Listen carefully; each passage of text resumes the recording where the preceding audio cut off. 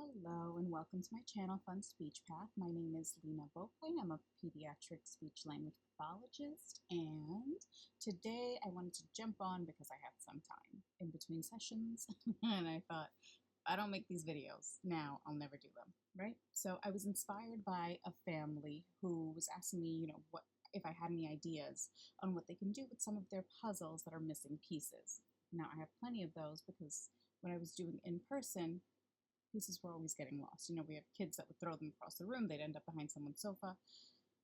Whether or not they could get it out, I was at their mercy.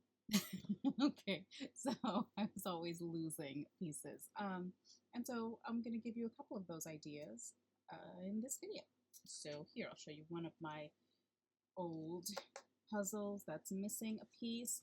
What I started doing was putting Velcro on so that, number one, once they matched, it was much more difficult for them to pull off and throw. I had a little bit more time afforded to me in order to be able to stop them, a little reaction time.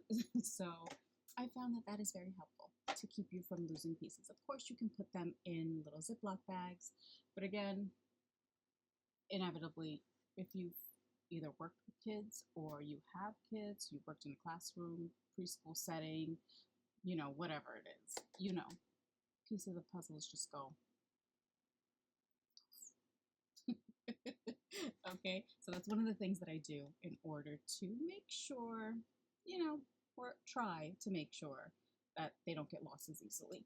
But if they do get lost, what are you going to do? Like here, oval's missing. I don't have it anymore. This can potentially set off some of our kiddos, especially if they're on the spectrum, that have difficulty dealing with a piece of the puzzle, literally, that's not there, that's missing. So one thing that I started to do was, and I made a little video just earlier this morning because I knew I wanted to do this, but I'll kind of do a picture-in-picture and I'll put it somewhere, I don't know wherever it fits.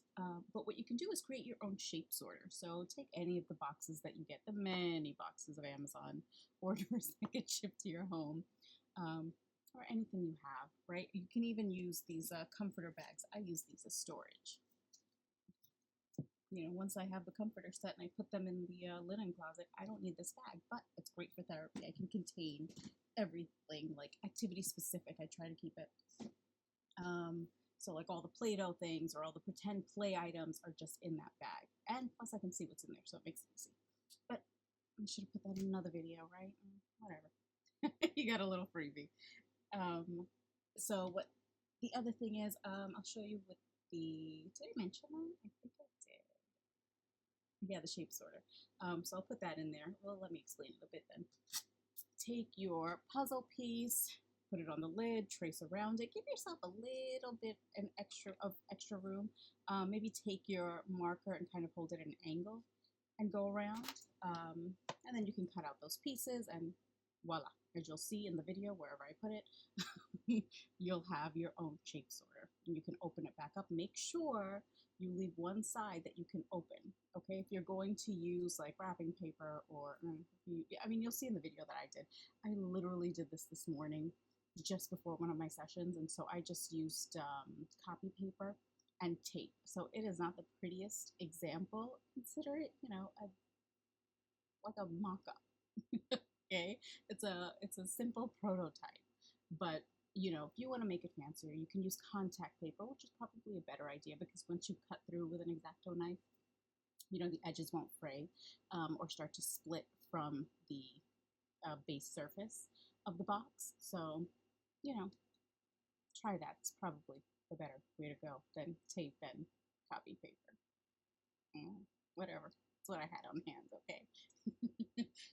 Another thing that I like to do is use a different type of box again. So now I got this. It's called What's Inside. It comes with its own pieces, but kids tend to get bored of things really quickly, and especially if I was working on, specific vocabulary, they've mastered it.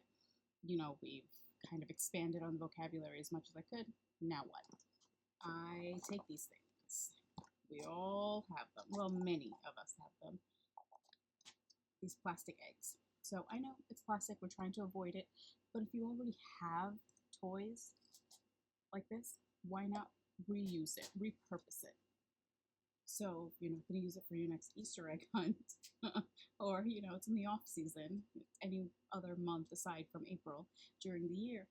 Put the items in here. Put the puzzle pieces in here. You're not going to be able to fit everything, right? Like this rectangle, it's not going to. But this will, this size puzzle will. You'll be able to put it in there, close it, drop it in the box. It's like a surprise. Those surprise eggs. It's exactly what it is. They get like 1 million views.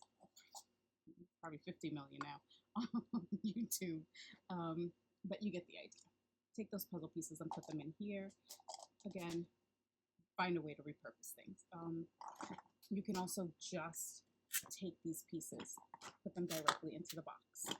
Now, if you still have the board, sorry, not if you still have the board. If you still have all of the pieces, keep this board as a reference. This becomes another way to make the same puzzle that you've been using a little more interesting. You don't have to buy tons and tons of toys or a new toy every single month, especially if you're a therapist. You're going into people's houses, you have to leave a toy. That's actually best practice if you don't bring a toy in, but if you have to, sometimes, families don't know exactly what their kids need. So at least when you're starting out working with the child, you might bring a toy in, leave it there.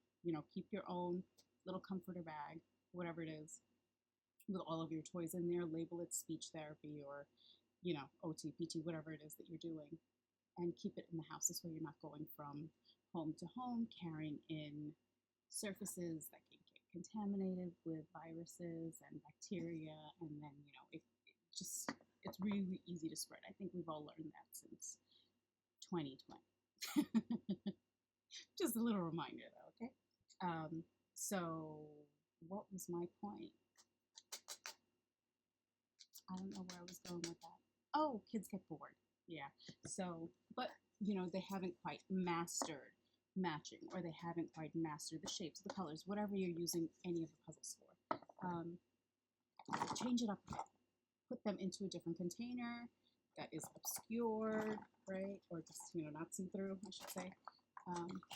Take it out. I almost lost my. Take it out and now have them match. Ta-da! You made it a little more interesting.